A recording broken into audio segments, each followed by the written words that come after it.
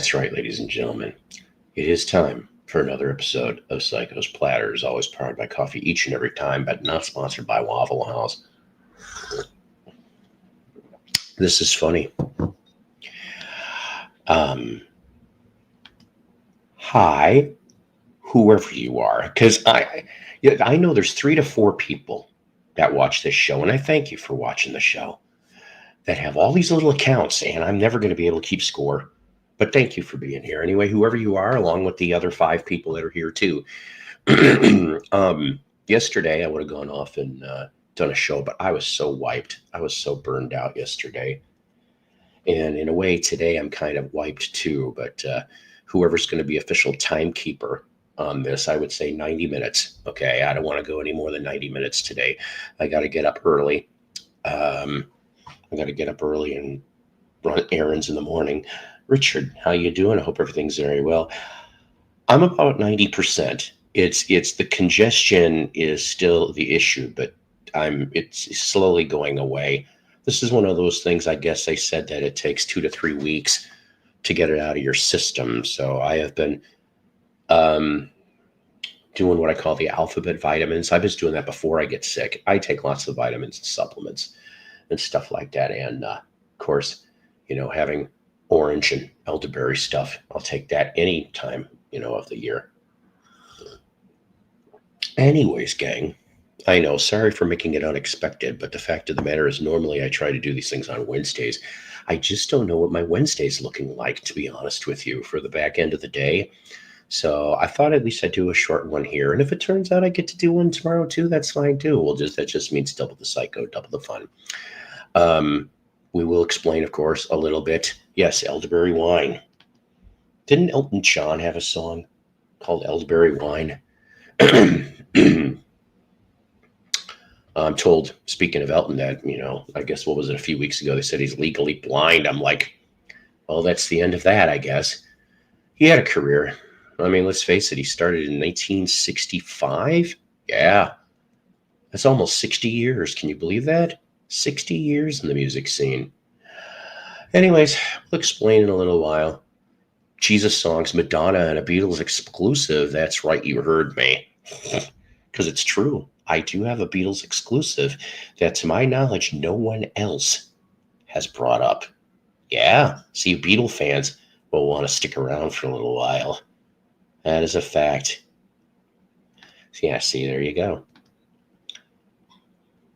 Yeah, and it also depends on, what kind of accidental porn you watched when you were younger. Like oh my God, some of the things.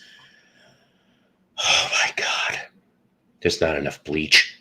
There's not enough bleach in the world to get rid of some of those images. I didn't ask for any of those too, trust me. But it is what it is. Anywho.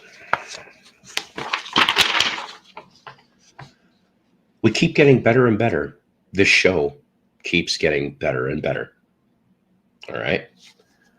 Ever since the last broadcast, we've had a few more subs, and I want to thank you. And only one of them's popping up for the moment, but I keep going by handfuls. Alyssa Clausen, thank you. Thank you for being in the Psycho Network, where you can deal with the crazies. That's all of us, and the island of VC Misfit Toys with a Z. Or, as I mentioned in the last episode, the VC Deadbeat Club. You can choose either one you want on that one. I didn't really have a lot to talk about today.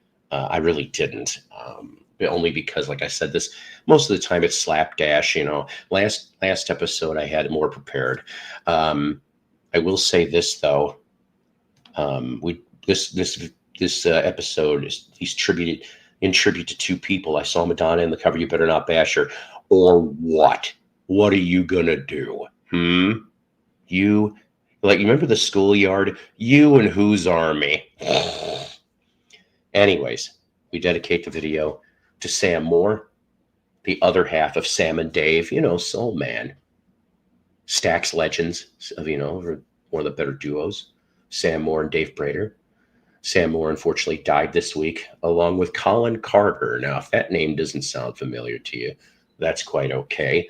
but he was in the band Flash in the early 70s. They had prog rock leanings. Peter Banks, the original guitarist from Yes, was in there. I think even for one album, Tony Kaye joined as well. So you had old school Yes, in Flash. But Colin Carter was the singer of said band. Both passed away. Continued prayers to Joey Milland. He is slowly getting better. I am, based on the last post update that I saw, he's maybe a couple weeks away from going to a rehabilitation facility. So he's getting there, and I hope he does. Definitely, indeed. They were debating the mechanics of the one steps on Steve Westman's TV show earlier. The one step? Wait a minute. Why were they talking about Polaroid cameras? See, they used to have the one step. My subs are going up. I'm so excited that I just can't hide it. And I think I'm lose control, and I think I like it. But I just hope that they're real subs and not trolls. Well, did you pay him off this time like you did last time, Richard? I remember that was going around. Yes, rest in peace, Sam Moore, indeed. By the way, I wish I could find it, but he did a decent solo album in the O's. Had a lot of guest stars on it. Yeah, even Bruce Stringbean, he was on a track. At least John Bon Jovi wasn't that no-talent hack.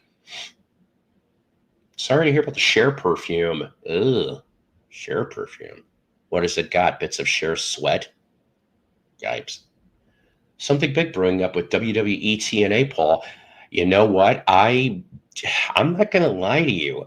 I've been a year or two ago, I started hearing little whispers of things. And then they kind of died down when the whole Endeavor thing happened. But could TNA be bought out? I would not put it past.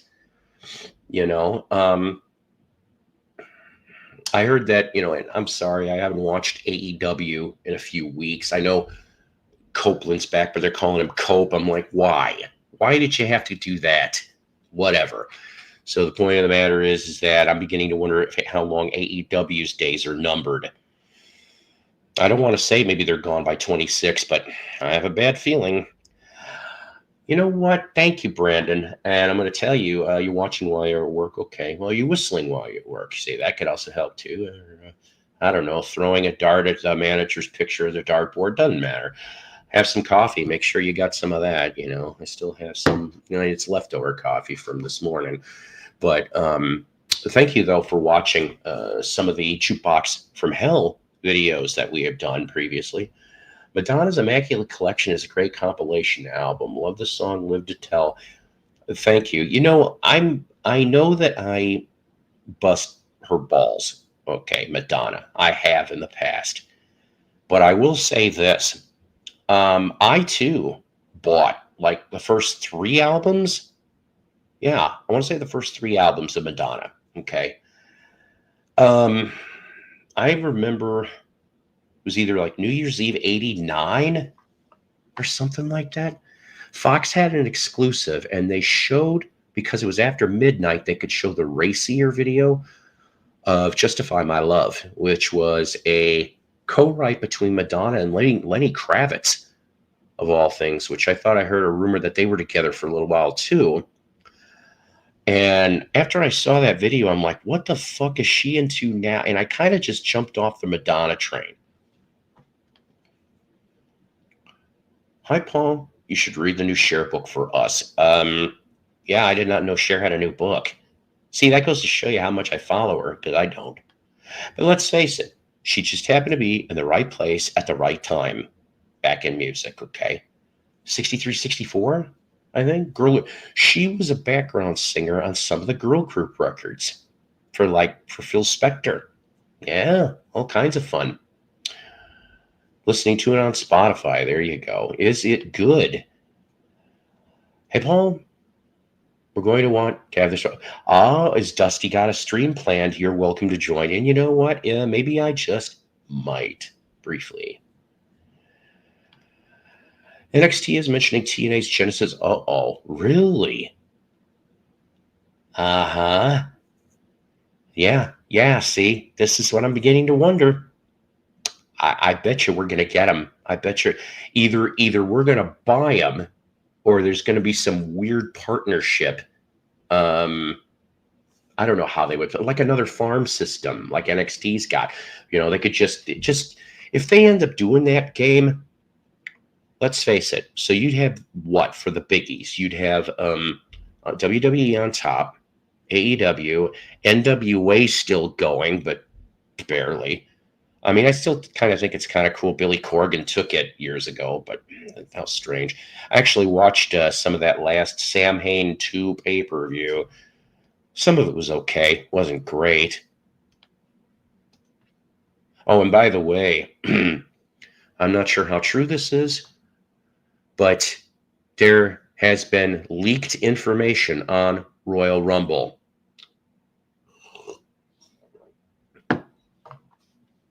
Who wins the men's? There's your hint. Women? Supposedly Becky Lynch. There. I know. I just ruined it for everybody. No, but this could all be false information too. But that is what I saw yesterday or the day before, courtesy of my friend Bobby Lashley. Hey Dan, love Madonna. Hey Kimba. Another great singer is Lisa Stansfield. I've heard the name, and so help me God, I know that I've heard that somewhere. Well, guess what? That's an interesting emoji. Yes. Yes, everyone should love me. No, I'm kidding. I love you, Paul. Well, I love you all too. Everything's beautiful.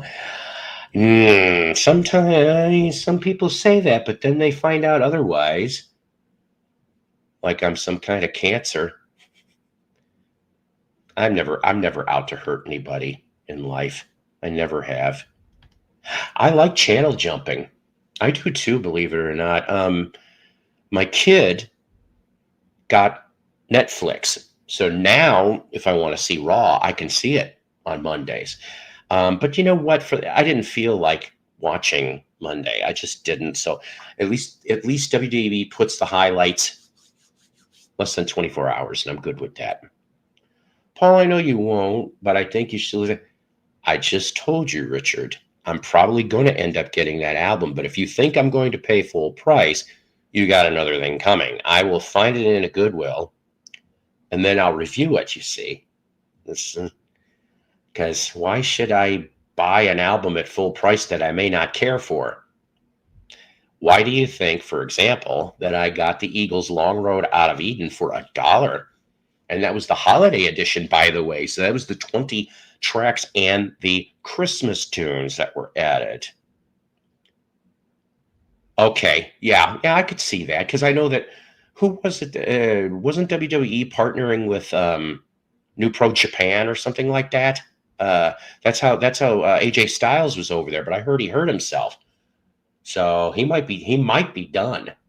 I hate to say this, I never was a big AJ Styles fan. I never was. I can't. And you know what? I heard he's actually. I'm just saying. Allegedly, I've heard. Behind the scenes, he's a rude son of a bitch. That's what somebody said. That quote. He's a rude son of a bitch.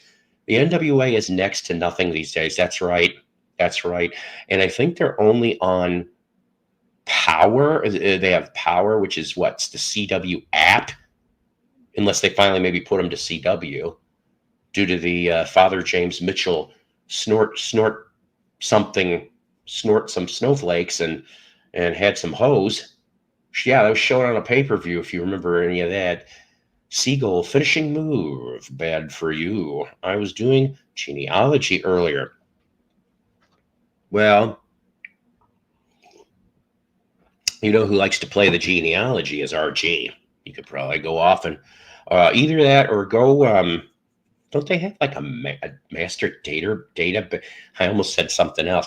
Master database at the in Utah, the Mormons for some reason. I'm all wrestling nerd tonight because TNA is my favorite company going back 20 years.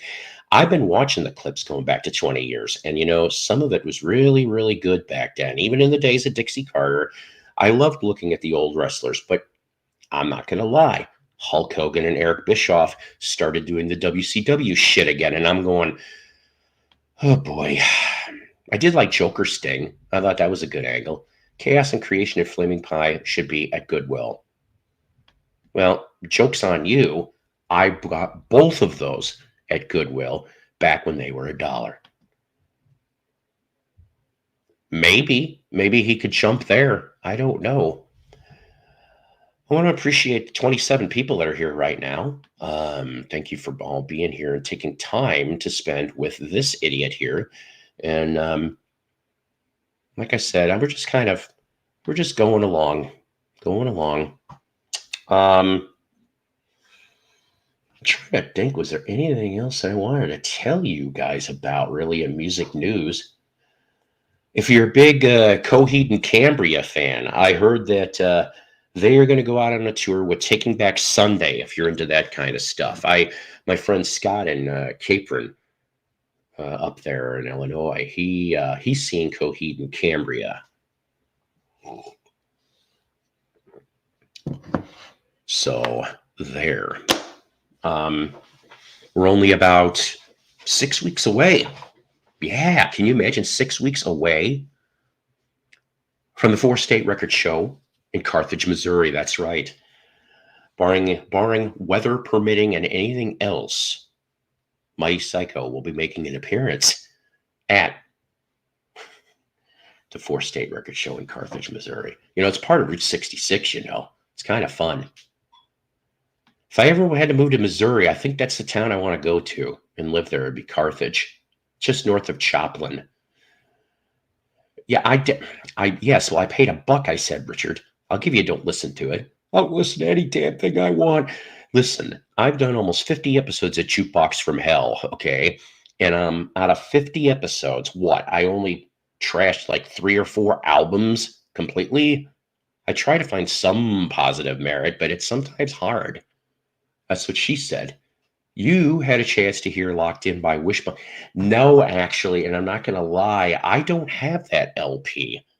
God, what was the last Wishbone Ash I bought? I don't remember. It was on Atlantic. It was a 70s thing. In my opinion, the Decca stuff is the best, okay? Pilgrimage, Argus. Oh my God, I love Argus. That day, I know it went into a deluxe edition, and I almost want to get that. But I have an original OG Decca press signed by Andy Powell. The only time I ever got to meet him. Andy was cool. I wish I could meet. I think there's only one other surviving member left. I could be wrong on that. Well, thank you nevertheless. Sometimes I feel like one, though. My mind, like I said, getting the vid 3 times. I know it hits me every time. I got to go to the eye doctor. Like I said, I'm not sure if I maybe have a cataract in this eye. We got that scheduled in the next couple of weeks. That needs to be on Jukebox from Hell. Well, it might end up being on Jukebox from Hell. I don't know. Yes, please and thank you. Remember to hit the thumbs up. You guys impress me to no end, okay? And I mean that wholeheartedly. And then let me explain why. If you find it, Paul, it'll be super cheap, and it does not compare to their great stuff at all. Well, that's true. And believe you me, I have come across some cheap Wishbone Ash. I can't remember if I have the first album, too. That's the one, of course, that's got the Wishbone on it. I don't know if I have a copy of that. But I do know, like I said, I got Pilgrimage and Argus. And then there's another one with, it's a photo of the band on the front, and it's green, on the front cover. And like I said, I got Andy to sign all those. I have a picture. I'll have to find it someday of me and Andy. He was the only OG member for the United States. Now, the UK is, God, what the hell is his name? Turner is his last name. Martin Turner, I think, is the UK version. So if you're out there in Europe, you could go catch that. But definitely, thumbs up. That's right. Thumbs up after spicy food is true. Tums. But yeah, please like and subscribe. You guys have been amazing me to no end. And if you're inclined, please donate. If you can. If you don't, you don't have to. I'm not going to buy an amplifier with it. I swear to God. This month, let's see. We're going to call it the I don't know, just the January January Journey to Insanity Fund, aka this guy. That's what. Um. Uh-oh. Shit, did my camera unplug? Hang on a minute. Sometimes this thing is a bit testy. There we go. Sorry about that. I probably pressed a button wrong or something. You smashed it. That's right. Me Maxine smash instead of me Hulk.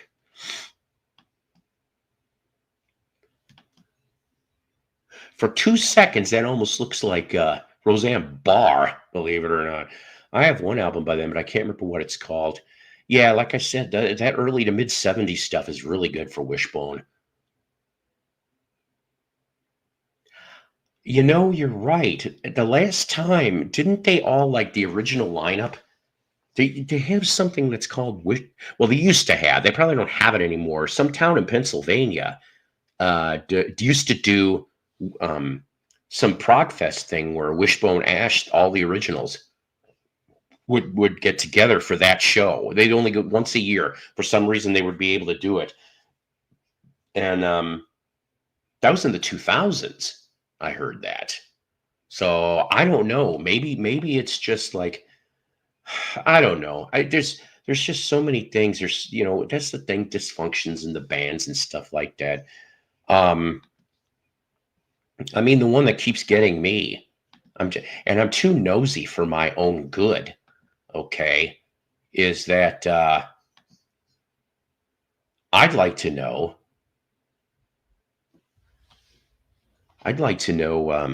why Nectar, of all things, was gone from 1980 to 2000. I think it was 2002. Yeah, no album, no nothing for 22 years. I'm like, holy shit. And everyone was still alive, you know. Roy was good. I'm serious, guys. Go check them out, honestly. I mean, even the new album is good. Even if they did ding me for going off and playing the closing song a few episodes ago. It's a wonderful, beautiful record. Probably going to be their last, though, Mission to Mars. It's on Deco Entertainment, and you can get that there, along with some other Nectar goodies. That's right. Paul Cold can linger. Yeah.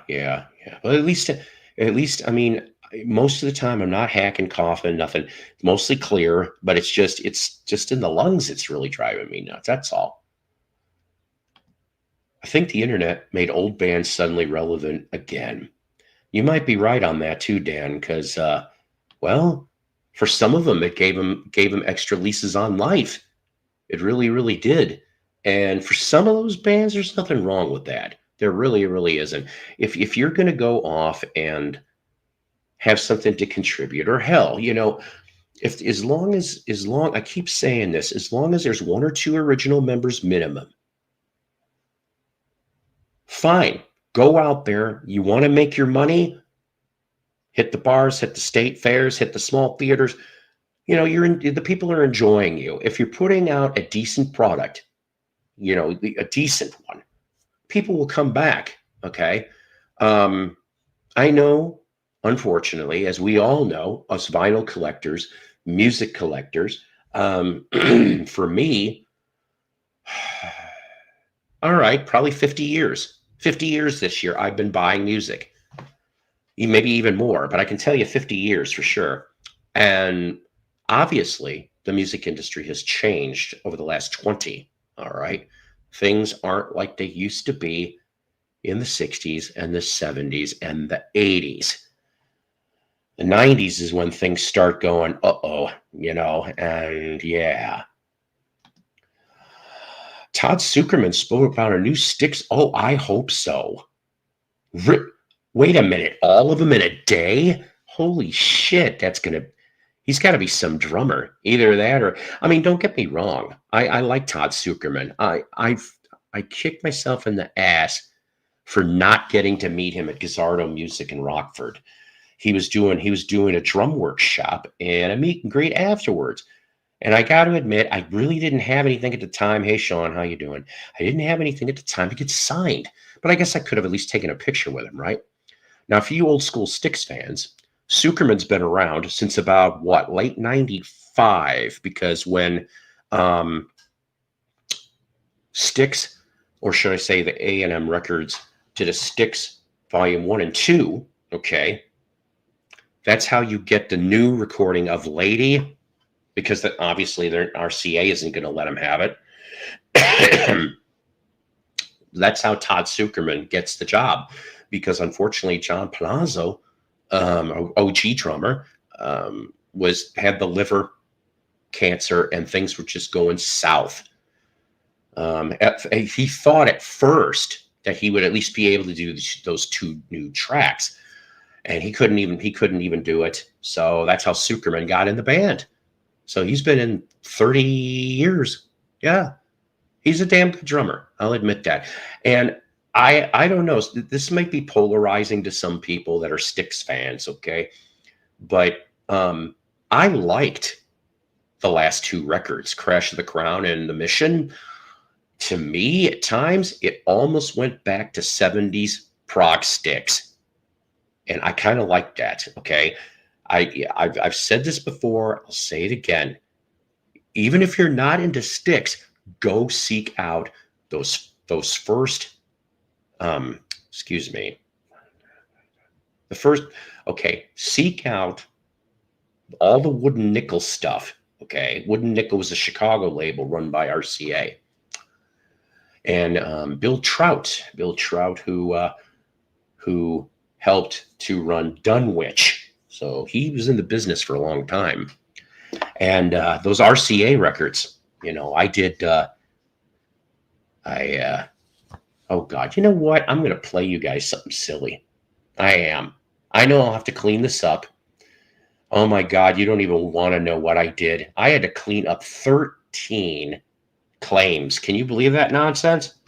But I'm sorry, but Styx did have a sense of humor. And I reviewed this on Jukebox from Hell.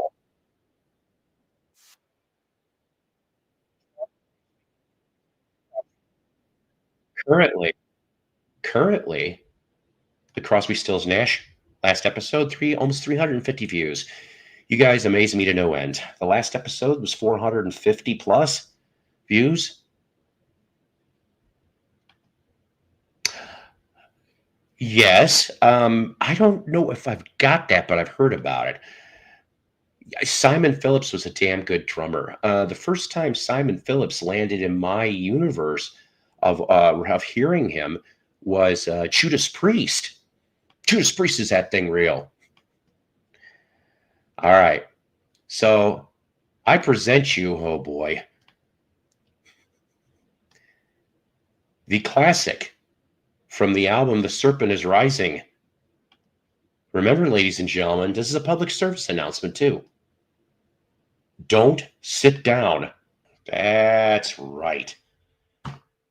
Don't sit down on the plexiglass toilet. Yeah.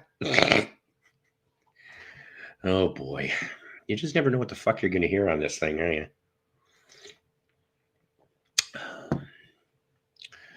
Sean says more and more rock bands are touring with no original members. Foreigner, he's right on that. Tribute band. Mick Jones sits out from the tours. Molly Hatchet, you're right. No OG members. They're all dead. John Galvin, who was a keyboard player from '84, is the farthest back Molly Hatchet member you have, who he started out with the album The Deed Is Done. And then Bobby Ingram, that piece of garbage, he started on Lightning Strikes Twice, which is actually a very interesting album. It's got half of the OG Molly Hatchet. It's the only album that Molly Hatchet did at the time on Capitol Records. You may want to seek that out. It actually exists on vinyl, but if you think I was going to pay $30 for a copy, even though it was clean, I'm like, I love Hatchet, but not that much. Oh yeah, and the Grassroots, that's true too. Unfortunately, with that, Rob Grill gave his blessing that if he was going to die, that they were grassroots could keep going. That's the same arrangement for Classics 4. If you remember Dennis Yost and the Classics 4, same thing. They're based out of Effingham, Illinois. I said Effingham. And yeah, Skinnerd, they need to be done. I like Gene Weaver you played on your show. I'm 5'4". You just dropped that on us. Hello, Lisa. I heard you say that. I say a lot of things, unfortunately, that I sometimes, my mind isn't so good anymore. It's not. I guess that just makes me extra crazy. You can get away with a lot more shit. Don't sit down on the plexiglass door. You guys are going to have that stuck in your head, you realize, for the next day or two in the back. I remember I had people privately message me going when I played Fish Heads by Barnes and Barnes. They're like, you son of a bitch. It's been stuck in my head for days. I'm like,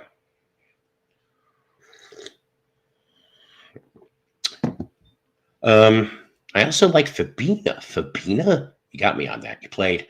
Jason does play good music. I actually have caught snippets of his broadcast because usually he does broadcasts that are not exactly in my time frame. So half the time I'll catch it live, half of it'll be on the back end or the replay or such.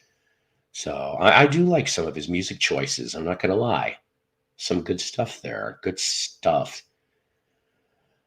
Oh, anyways, I'd like to thank the 32 people that are in here right now.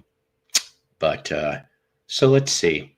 I am surprised. I contacted all my VC Justice League, and they must all be busy.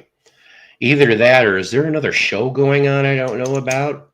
Is Schnee doing an episode, or somebody doing a record auction or something I don't know about? That's the thing. I know. I actually had people privately message me and go, "Why don't you do record auctions?" And I'm like, you know what? Because I'm not going to lie to you. As much as I've got my collection, okay, my collection is it's always evolving. Okay, I'm culling things all the time. I'm already getting a box mostly set up for me to sell in February so that I have money to go to the record show in first weekend of March, say. Because unfortunately, I've learned some magic lessons at this record show. You can't go to the record show with only $100. It's just not going to happen. You'd be sitting there and you're like, oh shit. And there was so much stuff at that last record show. They had 62 dealers. Normally they have 50, but they actually opened up the stage and shoved more people into that room. And I was just like, wow. Now, I don't know if it's guaranteed or not yet. I have not heard the word, but I'm hoping that my musical acquaintance, John Humphrey, the drummer of Seether and the Nixons, will be there again this year at this show. And his buddy from OKC, the Cat, something like that.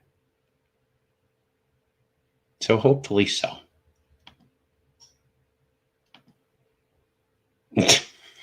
There's a lot of people that didn't like Serpent is Rising. I'll tell you this, because what was it? Okay, so after Serpent is Rising is Man of Miracles, which that's, I thought that was a decent record. Their cover of Lives is just, wow, amazing to me. Although, of course, Knickerbockers, I love their version, which, of course, back then, everybody kind of thought it was the Beatles, but they did get that Beatle flavor for that one, didn't they? And, but Equinox is like, that's the last one with the OG lineup. And I mean, it was such a gel, that first A&M record. There's a lot of good stuff off of that. And Kurlewiski, the original guitarist before Tommy Shaw, he got burned out. He just wanted to stay home and have a family, and he ended up in a I thought he retired after that from music, but it turned out that wasn't the case. In the 80s, he actually worked as a guitar teacher at a music store in the south suburbs, I think, of Chicago. And not only that, he played in a band called Spread Eagle. No, not the one that's the hair metal band. But I ought to play a demo sometime. There is a demo of Spread Eagle with John Kurlowski, so you could get an idea. He was trying to get into the 80s as well. I go to the record show with $100, but I do get cheap crap too, which I will scour. I found some really good cheap stuff. But you see, here's the thing. And I'm not saying you're not. I'm picky. Now, I'm not like I can only have near mid records. That almost sounded like Trump. Anyways, it's huge, it's fabulous. No. So the thing is that I will settle for VG. Okay. I don't want a record that looks like it's stomped on by an elephant. I'm not doing it. The only time I would do that is if it's kind of a rare record or a semi-rare record, and I found it at a resale shop for $1. That'd be the exception to the rule. But like finding that at a record show and they want like $4 or $5, I'm like, no, That is true. The $100, what was it? The $100 when I spent, I think I got about 4 albums in a DVD. No, I'm sorry, 5 albums in a DVD. But I actually didn't spend the whole 100, amazingly enough. I think I spent 80. So I had enough to go get me a piece of pizza from Casey's and something to drink. And then I went to Diggit Record Barn in Joplin, and they have cheap 45s out. It's covered up, but it's outside. And I showed you guys the last time I had record show finds, and they put some good shit out there in those 45s. I mean, it turned out that one of the ones I paid $1 for, supposedly the last time, and I know you can't really trust Discogs, okay, but it sold for like between $100 and $200, and it was in great shape. It was a weird record, weird 70s record, actually. All right, you and the turquoise Led Zeppelin. How you doing, Bill? How's it going, Brian? How are you doing too? It's all good. It's all good. Happy New Year from Tokyo. Nothing wrong with that. I like. They made 4 albums, right? And I've heard the 3 of them, but I never heard anything off of the reunion album, the 4th one. So I need to go listen on YouTube, maybe. Anyways,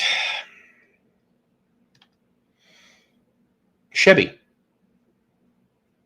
want to join in on my cabin for the Creed cruise? I have room for a couple more. Just remember, ladies and gentlemen, 6 feet is never mind. Never mind. Dusty, how you doing? Are you doing a show tonight? That's what somebody said here. Because if that's the case, I was going to cut this off at 11 o'clock my time. Okay. Jeff, how you doing? Hi, Paul. When I go shopping, I set a limit and don't go over it. That's the thing. And I did get 2 rare records out of those 5.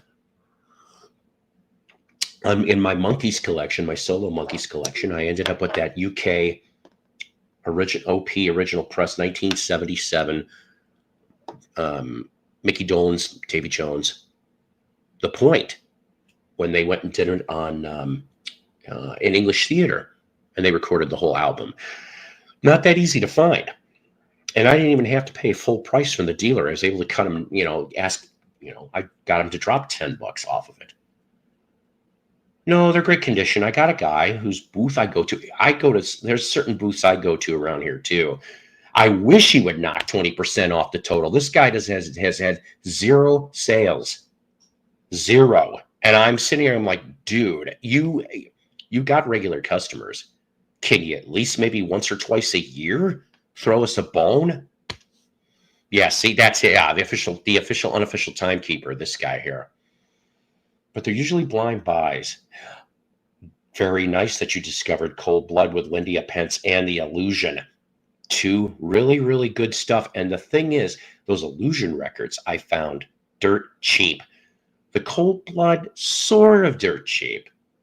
I did hold back on some records. We're going to, in the next broadcast, I have some stuff, some fun stuff to show you that I paid less than $5 a piece for most of them. One of them was one that I really kind of wanted. Have you ever gone to like a record store or an antique mall or something like that, and you find an album and you're like, oh, wow. And you ask him to put it off to the side while you're going to go look at the rest, because this guy puts the higher priced or specialty records up front behind the counter. And I always ask. And for the last 3-4 months, I held this album in my hand and I said, but I always found something else. So I always put it back. Well, finally I got it. And I'm glad I did. And when and I'll show you guys next episode what that will be. Unfortunately, many of the records on my want list are $100 each. It's crazy, I know. Well, yeah, I mean, I get it, Sean. I mean, as far as for monkeys are concerned, the mono birds, bees, monkeys, I'll be lucky if I can find a damn. It'd be cheaper for me to get a true mono import. Although somebody told me, and I thought this was quite interesting, that if I went to go get the 2 Mexican EPs that came out on RCA in '68, I would have most of the album right there, because the Daydream Believer and the Tapioca Tundra were in mono. So in essence, you'd have all but 3 songs in mono from going that way, and it's a lot cheaper. So, but yeah, I mean, there's a few on a $100 list too. He knows he's more than welcome. Hi, Lusty. Hi, Jeff. Hello, lovely Miss Kimba. There is a half-price book. See, I want a half-price books. Okay, I do. The reason why I like half-price books was the 45s are dirt cheap. I found some nice soul pieces, 70s. I did. Now that place is closed down, unfortunately, in Rockford, Illinois. They shut it down. Kimba. Hi, Bill. Can you spot me $2.75? Gallon of gas this morning, $2.65 over here. I brought 6 Monkeys LPs. Bought 6 Monkeys LPs, Paul. The ones you played last week. Yeah. Oh, definitely. Definitely. Some really good stuff. I got dinged for every one of them. But, oh well. I what I do is, that's why I always tell you guys, all 35 of you here, thank you, that you kind of have to be here. You either have to be here live as we're doing this show, or maximum 2 to 3 hours after for the replay after the show's over with, to get the full context before they'll block me. I take the ones that they block me for first, because then I want everybody to see it. Then I go, I'll just take the blocked ones off, and I'll leave the you can't monetize, and I'll leave them sit there for maybe another day before I start taking those off too. So by the time 3 or 4 days go by, yeah, it's going to look like a edited version of a Sopranos episode. Yes, work is done. Time for Toto. That's funny. My stupid little radio station at work, they actually played 99. I like that song off of the Hydra LP. Does anyone else in the chat enjoy some classic Toto? I do, that's for sure. And the album Isolation, which didn't have Bobby Kimball, because you get Fergie Fredrickson. He was born and raised in Chicagoland. He actually was in a very cool band. And if I think you might like this one, Brandon, if you could seek it out, at least listen to it on YouTube. Trillion. That's the name of the band. I know they cut at least one record for Epic Records in 1979, 80. I think so. But then he ends up being like the singer for hire believe it or not. He almost joined Survivor. All right. But Mello, you disappeared. Mello, he disappeared. So, and then he went to LaRue. There's a band that most people don't know very much. Yes, love Toto. Shut up, Paul. It's 4:50 here. Well, all right. Let's try here. Yay. Yay. Good to be here. Yes. Are you feeling better? A little bit. It's a long recovery, man. I'll tell you. Yeah. See, Brandon says, do yourself a favor. Throw the Isolation album on. Now, the one that got the big hit, at least, from Stranger in Town. That was the song I remember. And I remember hearing that on the radio, and I'm like, I didn't know it was Toto because I'm used to hearing Bobby Kimball. I love that song, 99. 99, yeah. Oh, 99 it's an incredible song. Many years ago, like in the 90s, I met Bobby Kimball. I didn't even recognize him. Yes, because my buddy John was the manager of Rose Records. There's a defunct record chain right there, and in Crystal Lake, Illinois. And I walked in, and there was nobody else in the place except John and this guy in the back. And he goes off, and he starts playing like, "What's my line?" or or giving me clues. And it was like after like 3 or 4 clues, and I turned to him. I'm like, "Mr. Kimball?" And he goes, "You got it." And I'm going, "Yeah." But he was in town. I guess he was a friend of a friend of a friend. So I got to yip yap for about a couple minutes, and then he had to head out. So yeah. He probably doesn't fucking remember. That was a long time ago. Very underrated album. I will admit that too. I'm trying to think of that other underrated Toto album from the 90s. There was one that I actually thoroughly enjoyed. Oh, man, I love Toto. Yeah, definitely go look for that Toto CD. Definitely. Is that Daniel, my brother? He won. Endless Isolation, Mr. Friendly, brilliant tracks. What's up, Julian? Trust me, throw in Hydra and Isolation. Yeah, like I said, I'm glad they're still going out, but I mean, my only other Toto related story, 2017, Ringo Starr and his all-star band. Got to see him they came here to town.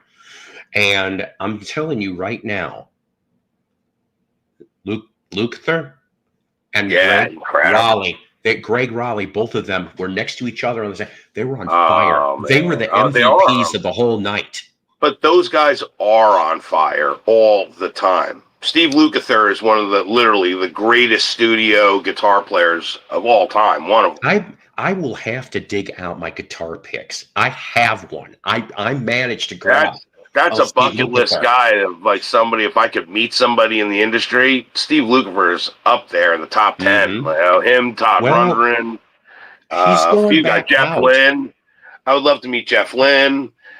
I can't meet George Martin, but I'd love to meet Giles. Rick Rubin. I'm all producer guys. That's the guys I'm more interested in than even the musicians.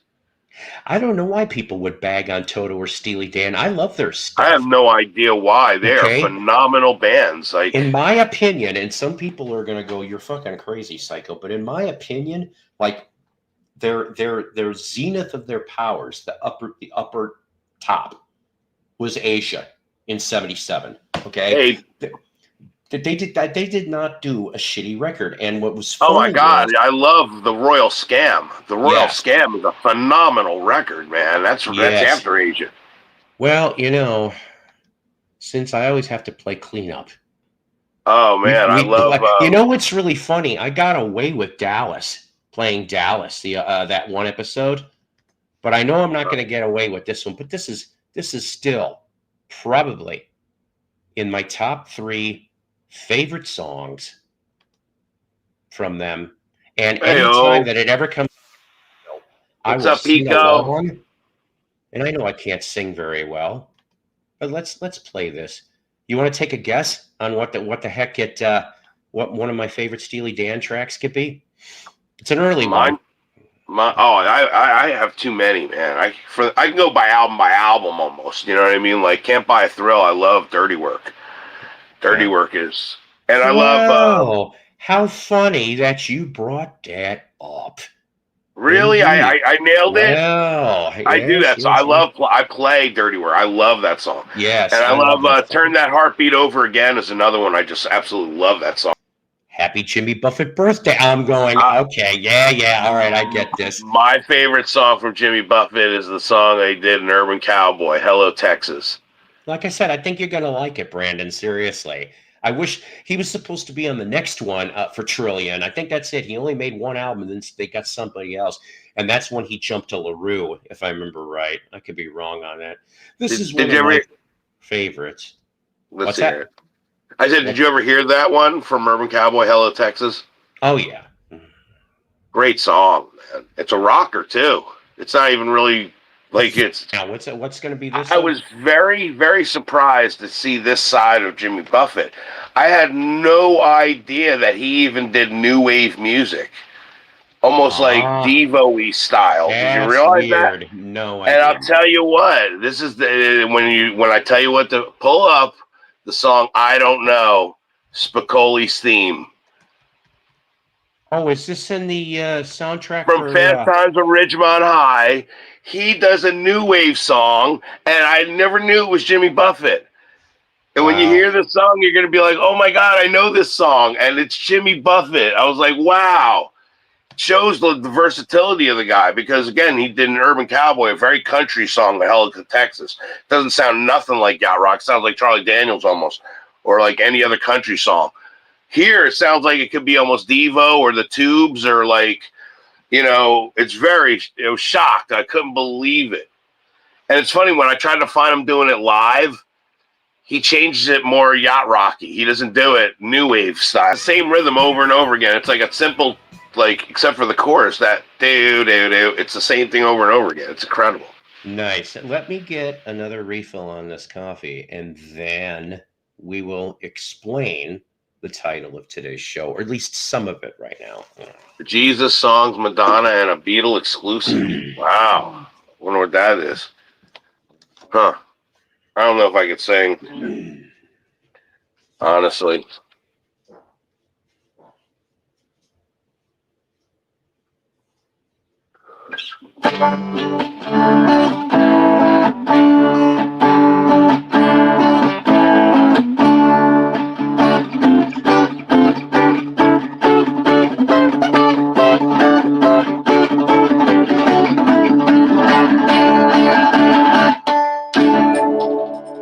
Drop my pick too.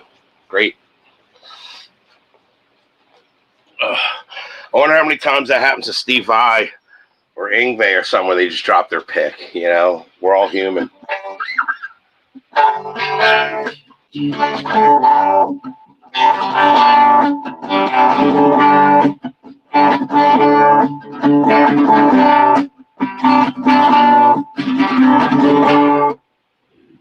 Anybody know that song?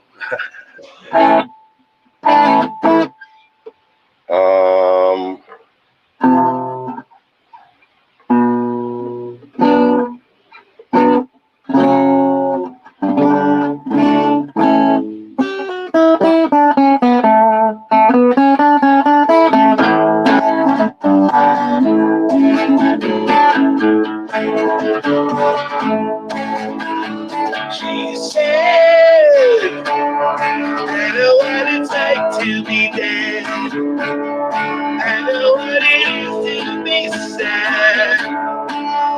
And she's making me feel like I've never been born. I said, what are those things in your head? You make me feel like she's making me feel like I've never been born. She said, you don't understand what I said. I said, no, you're wrong. When I was a boy,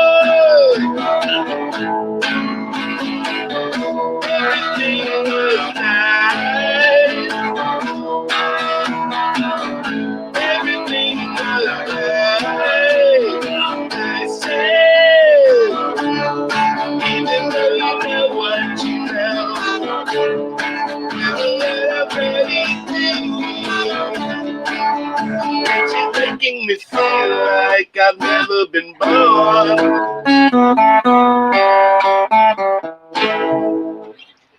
Mike, I've heard of Turtle Lake. I used to live near the Illinois-Wisconsin border. I went to a handful of concerts in Wisconsin, not too many. Nice. I love that song. That was, the Rock and Roll Hall of Fame when Chris Squire was gone. I thought it would have been an interesting thing if they would have kept it going. You Need Yacht. Yeah, I dropped my pick when I was in the middle of playing. I was like, how many times does Yngwie drop his pick or Steve Vai? Yeah, I'm trying to remember. I think that was actually the last pick I got was the Steve Lukather one, and it said his name, and then that's a pretty cool pick to get. Like I said, I'll one of these days I have them put away all the guitar. I have some picks around somewhere too. I got a whole bunch. But I mean, there was what was it? There was somebody after me though that was kind of being a rude piece of shit. Really, and I'm surprised the roadie didn't go and smack him. Yeah. I mean, I guess I'm trying to think because like the last set list that I got, for example, was Buckethead in September, but I gave that to this young couple that were big fans. That's right. You said that day. Yeah, that was it. So before I forget, today's title. Make myself big. Today's title. We'll talk about part of it, and then I'll save the other for the end. Jesus Songs, Madonna, and a Beatles exclusive. That's right. You heard me. LOL. Because trying to figure out what all that could mean together. It is an exclusive. Jesus Songs. That's the intriguing part. The Madonna, I can think of like Lady Madonna or something with the Beatles, but like Jesus Songs, that's strange. Here's the thing. Now, some of you 38 people here know that I do like Christian music. I actually like some Christian music, not all of it. But like I don't like most of the CCM stuff today, okay? If I'm going to listen to that kind of stuff, 70s, 80s, early 90s, that's about where I kind of cut off. Although there was some good bands like Bloodgood and I had a buddy of mine that I used to work with that loved Demon Hunter, and I actually got into some of that, but that's a different story. White Cross, yes. So when I found this, I normally wouldn't have gotten this, but there were several factors for $1. Also, Guardian. Remember Guardian? Guardian, yes. They Guardian, incredible. They show up for Christian music festivals from time to time.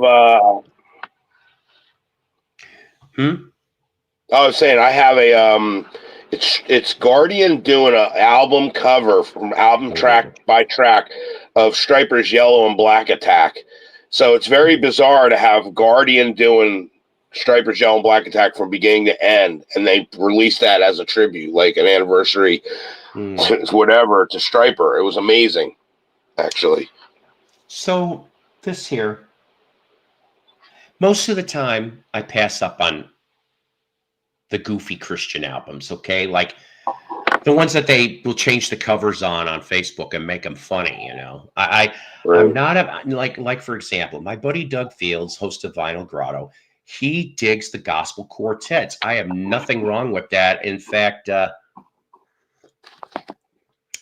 are some very good ones out there, like the ones that used to back Elvis, the Imperials, Stamps Quartet, things like that.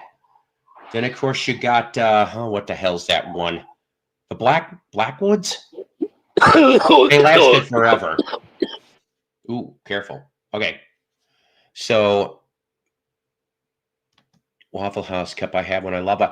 And that's just, up there, if you're in Wisconsin, you're right. But here in Northwest Arkansas, definitely. Every year, I got to get the Christmas Cup. Is that the guy from The Apprentice in your picture? Grapefruit. Okay. British Jesus Revolution songs from the late 60s, early 70s. So that's not the same Grapefruit that got signed by Apple Records, right? I love Phil Keaggy. I'll tell you that. I had the pleasure to see him in concert, and I have a signed album Phil Keaggy has a Christian song that Dio sings on. Dio sang a Christian song. So this here is from a band called Spirit and Understanding, and it's called Jesus Songs. Now, I know you can't really see this very well because of the way it is, but the reason why I'm showing you this, and I picked this up as a blind buy, I only paid $1. This is from 1975. This band originally was known as Damascus Road, okay? They cut 2 albums and then disappeared. Second reason why I got it, the whole damn band signed it. It's all band signed from back in the day. Now, I have not looked, but there's extra stuff in this album. And we're going to find it out now. What is this extra stuff? So we have, okay, you've got the album. All right. But, oh, what the, okay. What the, okay. Holy crap. All right. So this, I don't get this. Oh, God. Literally. Wow. Okay. So remember I said they used to be called Damascus Road. Right. Which now now let me explain about this Spirit and Understanding band, okay? They actually plug in the guitars and there is occasional fuzz tone. I'm serious, on this LP, okay? I would put their singing actually between Crosby, Stills and Nash and Firefall. All right, if you could, wow, it's on YouTube. You could take a stab at it, but here's the funny part. Also signed, Mary was a lucky lady. Mary was a lucky lady. Are those this one? Those are signed to her?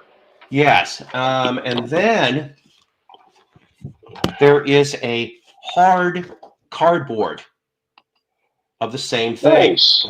Like I said, I did not look into this thing. And all right, well, that was the bonus. It's like doing an unboxing. Yeah, kind of, but still, I ought to do a video sometime. What's the strangest thing that you found in an LP? That would be an interesting little stream. I found a few different things. Okay, there's a few things I should be doing. Yes. Is it just me? But most Christian music is so boring that I can't see Jesus wanting to hear it. Okay, I'm going to tell you, I kind of agree with you a little bit on this. Yeah. I really don't like, the Christian music that's been put out, like Hillsong and all that other stuff, for the last 20 years. Okay, I'm not saying it's garbage. It's just, it's not stuff I would generic. Listen to. It's so generic, though. But you got to realize that's the thing. It's music in the Christian realm is meant for a different purpose. We're meant to glorify God instead of being flashy, being now, Maxine, be nice here because because the fact is I can understand his opinion, okay, and I can. Yeah. I like the 70s and the 80s especially, okay? Petra's my favorite Christian rock band. Stryper's mine. Well, yeah, but I mean that we're talking different categories here. So Petra and Stryper and Bloodgood, okay, for the hard stuff. Phil Keaggy, Larry Norman, Randy Stonehill, Steve Taylor. The list could go on and on. There is value in that type of music. You just, it's like diamonds in the rough. This is why we're vinyl collectors. This is why we. Amy Grant had some really great music before she got signed to the major labels. But no, Maxine, there is so much, and it is. It is. I can't listen to it. I've tried listening to the Christian radio stations. I can't listen to it. Sorry, just my opinion. Michael W. Smith had a good song, "My Place in This World." I remember that one. Yeah, that was a great song. Phil Keaggy originally started, and I'm looking for those Glass Harp albums on Decca Records. Okay, they were out of Ohio. He was in a laboratory late one night. So if you understood what's going on, you 44 people, then you get it. So the thing is, oh boy, Oh man, we talk about Jesus music, and he cuts a rip. It doesn't matter. Okay, it's just I do like some old school gospel. Sometimes it'll make me weep. Creed, I do. Like I said, I like those first couple records. Who's the other one? Lifehouse, the first one or two albums. The 80s Kansas, the first 3-4 albums of U2.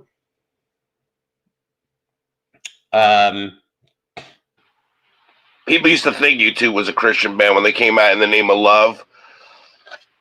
Keith Green was good. Boy, what a tragedy. And Bob Dylan liked Keith Green. Yeah, and that's another thing. Dylan, what they call the Christian trilogy albums, the 3 albums there. Skillet, yes. See, I mean, there is options out there. You just got to pick and choose. That's all. Here we go. See, the real, the fake, I don't know. But if it's real or fake, I love your broadcast, Jason, when I have time to watch them. There's music I know that appeals to Christians during their conversions, but I'm not there anymore. I can understand that. And, and Alice Cooper, he's been a born-again Christian since about, I think, the late 90s. And he does things differently, though, which is kind of cool. He goes off and he's like, everybody talks about heaven. And of course, everybody talks about Jesus, but nobody talks about hell and that it exists.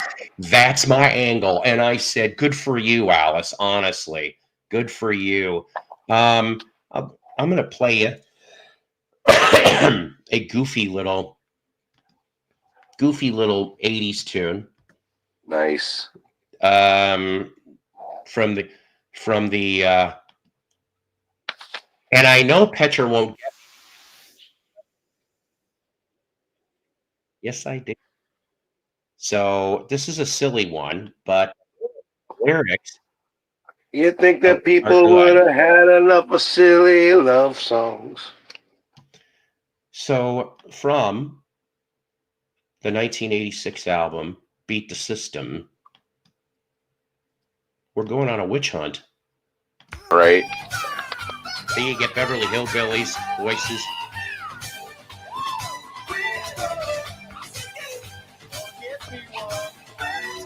Little Mr. T. Y'all come back now, you hear? I pity the fool. Does this look infected? That's funny. All right. Anyways. So what I got here, I did find it. Okay, what am I looking for? Here's the comparison right here. This is Striper, Yellow Black Attack. Right. This is the album. Ooh. That's the first one, right? Yeah. Yeah, the first one. Okay. And there's the back cover. That's the picture. Now, this came out like 10 years later. Mm-hmm. Guardian put out like literally a limited release. Did they managed to get away? I know, and then they put their faces on Striper's body. So they were spoofing it. That's funny. I bet you it's spoofing it, but they actually perform it like with reverence. I mean, it's incredible performance. They track by track, it's comparable. Guardian, yes. I mean, literally, they nice amazing, reproduction of the songs. Incredible. I recommend it to anybody. If you like Yellow and Black Attack, definitely go check out Guardian's version of Yellow and Black Attack. It's phenomenal. Let me say something about this. This is why we don't talk about religion or politics on my channel, but I will say this, okay? Everybody has their right to their own religion. Now, I will say this. I am a Christian. I'm not a great Christian. I'm a crummy Christian. And guess what? All Christians are crummy Christians. And I know you're like, what the hell? Because Christians make mistakes just like anybody else every day. That we fall short. Now, let me... we all fall short. There's only one Jesus. Well, just let me bring an analogy for a second, and I'll go back to topic, okay? So... I came up with this years ago. Maybe that's why I'm so messed up. But Christianity is like riding a bicycle. Now, I know you're like, what the hell? So bear with me a minute, people. So you get a brand new bike. Remember when we were all little kids, we got a brand new bike? even with the training wheels. Okay. No, I don't, because I never learned how to ride a bike. You know what? Will you just follow the story with me a second, just for a second? So Mason, you always got to throw. So this brand new bike, okay, this is like your born again spirit, okay, you're all right. and you're starting out, okay, and you're on the sidewalk, okay, or you're on the road or whatever, you're seeing what's in front of you. When you get a little better, you take the training wheels off. You're starting to grow in your faith, okay, so you keep going. Now you go to that, your goal is to go from A to B, the start of your journey to the end of your journey here on earth. So you're riding this bike, right? And like any other bike riders, kids or otherwise, we hit a pothole. There's a dog that jumps out in front of us. There's a car that almost hits us. We end up falling off the bicycle and skinning our knee or maybe busting an arm or something like that. Now, that's what's called pain. All right. And all of those things I told you about were roadblocks. They were thrown at you in life. Yep. Whether you believe it or not, it's thrown out to you at life. And so here's the thing. That happened. The pothole, the dog, the almost getting hit by the car or otherwise. You guys skinned your knee or busted your elbow. Are you going to stop riding a bicycle after all that happens? Are you going to? No, you're not. Most people won't. You get back on the bike and you keep riding. That's how, in my opinion, that's how Christianity is. It's like riding a bicycle. Now you get it, guys. I'll shut up. Yeah, but in fact, you put a playing card by the spokes of the wheel. You can have some fun with that too. Yes. Make it sound like a motor. That's right. And you used to do that. See, now, I was smart later. I used to use baseball cards till I'm like, and then I just used playing cards. Because I didn't want to fuck up the baseball cards. I was always a scooter guy myself. Yeah, that's what kids got into more later. Everybody is kung fu fighting. Yes. Some ride without the seat. True story. I legit never learned how to ride a bike as a kid. My parents put me on it and Rocky Road once, and then I told them, I'm like, I'm never doing this again. Oh my God. I'm sorry. I love this. Mike Spin goes off and goes, LOL. I did a meet and greet with Buck Cherry once. Yeah. Hysterical. Okay. Now, this girl that walked up to the guitar player, was she a crazy bitch? We need to know these things. And we all hooked up.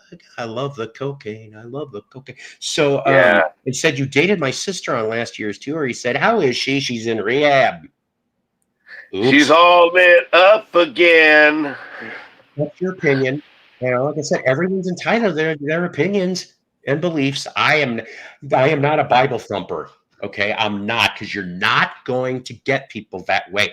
You go and thump a Bible, hate on people. You're not. No, that's not how that works. There's a place for Bible thumpers. You do need some in the world, because you know what, the word is hell. Yeah. I'll tell you what, my belief is the word is the only thing that's going to save you. Is that word. Like I said, everyone's entitled to their opinions, and normally we don't talk about that on this channel. But because, like I said, Laudner brought up theology, I thought maybe I would just go said that, just like Rocky Road to Dublin. And I don't fault other people for their opinions. It's magic. It was hilarious. I bet it was. I would have had a good laugh on that. So, it's almost midnight here. I saw Buck Cherry in one of the last concerts I worked at. See, that would have been. Now it's I think just down to one or two guys from that band. Hey, Dwayne, how are you? Now, I know it's almost time, and I feel very sorry, so I got to speed this up. And Mason, I'm sorry, you came in late on this one, but I kind of said I was going to stick to an hour and a half. I'm slightly over, so. It's time. What's weird is I never got the notification from YouTube, and I didn't even know you were live until I was checking my feed. I sent you a messenger. I don't know if you get to read them. Yeah, I try to send. Well, I know you do that, Paul, but sometimes I don't have Messenger downloaded on my phone because anything Meta seems to be the only thing that causes malware on my device. This is true. Gotcha. This is absolutely true. So, yeah, well, I'm speeding this up, Mike. I'm not done yet. It's probably about a couple more minutes here. So I know I fibbed. So it's hour and 32. Okay. So I found this 2008. And yeah, you're right. See, too bad Dolan isn't here. Sticky and Sweet Tour. I thought he was in the chat. But I wouldn't want to taste Madonna in 2008 if she was sticky and sweet. Ew. I don't care. No. Now, saying this though, big glossy book. Musically, she did some good stuff, but in my opinion, kind of fell off after about her third album. So I'd say those first three albums. She still thinks that she's got, And remember, kids, that was 17 years ago. My favorite song from Madonna is her first song, "Borderline." That was her best one to me. So, the musical question: what are you waiting for you to go away, Madonna? That's what I'm waiting for. And well, Mello, really anything off that first Madonna album, like every song off that album, that's true. I mean, she was good. One or two. I like some of the. I like "Crazy on You." I like the stuff she did on Vision Even Quest. The devil wouldn't recognize you. Well, that might be true considering all the face changes she's had. Now, that was Madonna. So now you've got Jesus Songs Madonna and a Beatles exclusive. Yeah. Speaking of Madonna, speaking of Christianity mixed with Madonna, there are personal reasons why we'll never listen to Like a Prayer again. Yeah, me too. This is true, and that's why there should be separation of church and state. Okay, that's my governmental comment for the day.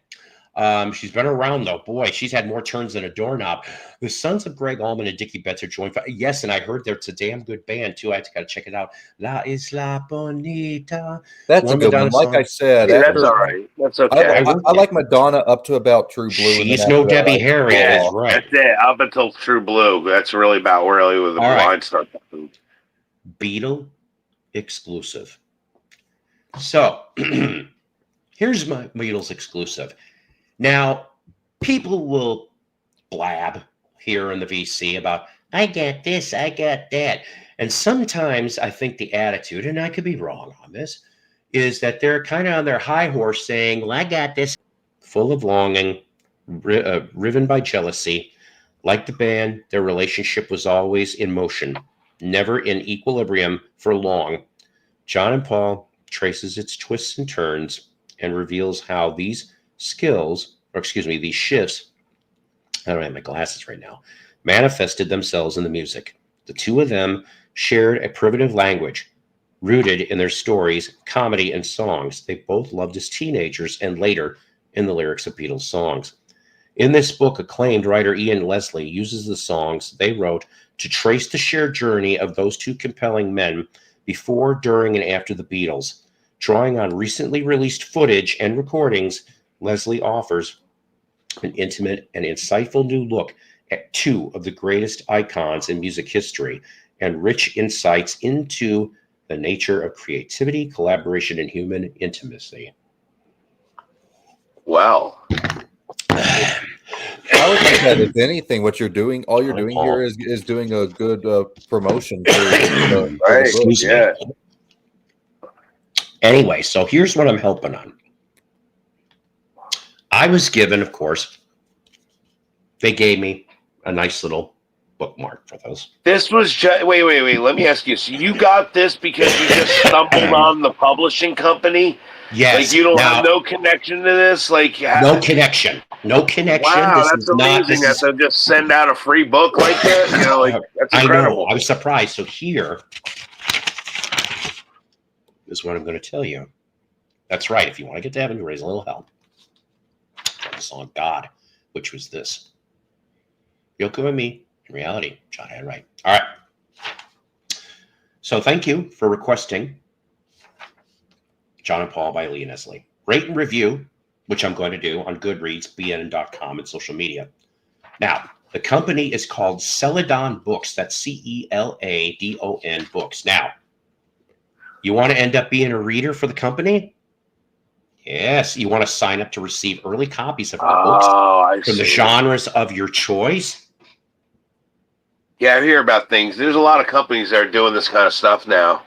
So getting the public involved. There is your, and you might be able to get a copy of this book, people. Maybe. I'm not promising, but you can get. So it says you're invited to become a reader. Sign up to receive early copies of our books from the genres of your choice. See the web address there. SellItOnBooks.com. You should be able to scan that from the screen. And that's why I'm hanging on to it for about another few seconds. Yeah, well, you can pause it at that point. I believe in sharing. I do. Yep. And so you people, can go off and maybe get free books from Sell It On Books. Like I said, April 8th, this comes out. This is going to maybe be a good one. I've already heard early snippets.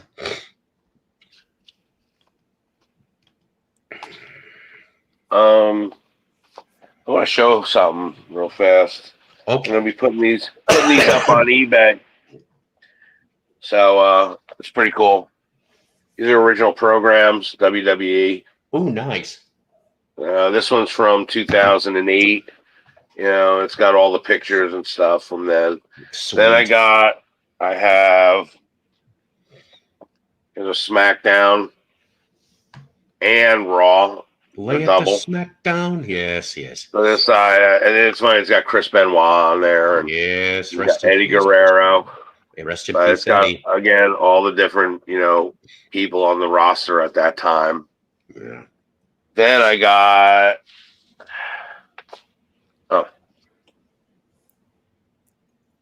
SummerSlam. Yeah, this is pretty cool too. So these are going to go up probably $10 each. Now there's rumors, and I hope they're just rumors, that now that Vince has been cleared of the SEC violations, supposedly, possibly, the rumors I'm hearing are him, John Laurinaitis, and Bruce are starting their own thing. I do not think that's going to work. I think you should. It's kind of like, think of it this way: when Stan Lee left Marvel, balls. You get a point for that one.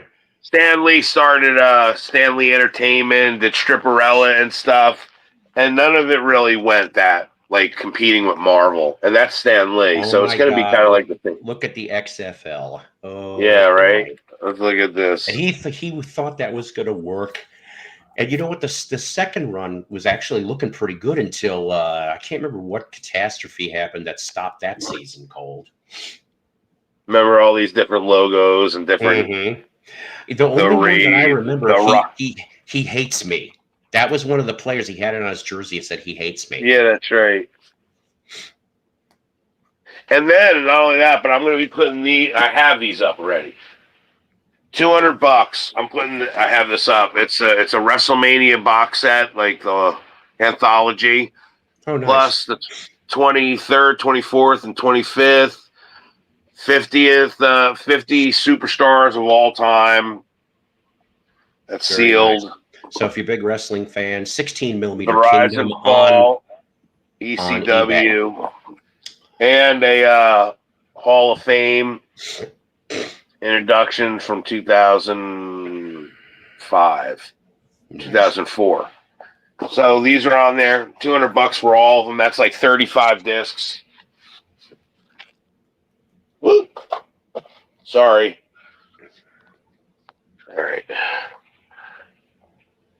All right. Awesome. Nice. 16mm Kingdom on eBay. Yeah, 16mm Kingdom. I appreciate it.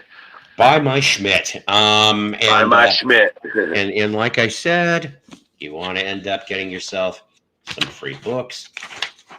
Yeah. Go to CELADON Books. That's all one word. SellItOnBooks.com and go sign up for the early reader, not to be confused with the easy reader, who would be on Electric Company.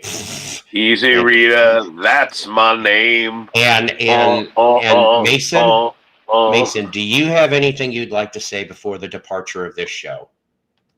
Yeah, not really. I mean, just there hasn't been much going on today, so I just came here to see what the good word was, And the good word, ladies and gentlemen, is unity.